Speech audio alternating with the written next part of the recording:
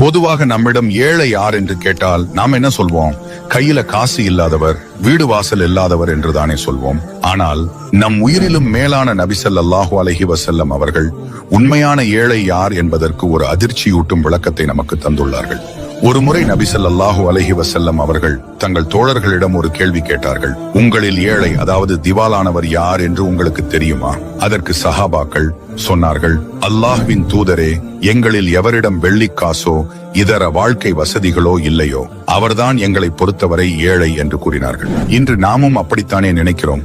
ஆனால் நபி ஸல்லல்லாஹு அலைஹி வஸல்லம் அவர்கள் சொன்ன பதில் நம் இதயத்தை நடுங்க வைக்கக்கூடியது. அவர்கள் கூறினார்கள், ஒருவர் மறுமை நாளில் விசாரணை களத்திற்கு வருவார்.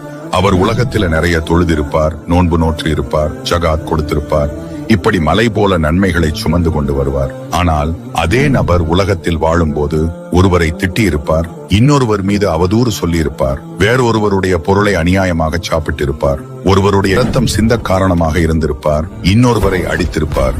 விசாரணை நடக்கும் போது இவரோட நன்மைகள் எல்லாம் இவரால பாதிக்கப்பட்டவங்களுக்கு போயிடும். நன்மைகள் தீர்ந்த பிறகு அவங்களோட பாவங்கள் இவர் தலையில ஏறி இவர் நரகத்துல வீசப்படுவார். இவர்தான் உண்மையான ஏழை. இறை வணக்கம் எவ்வளவு முக்கியமோ அதே அளவு அடுத்தவங்க உரிமையை பேணுவதும் முக்கியம்.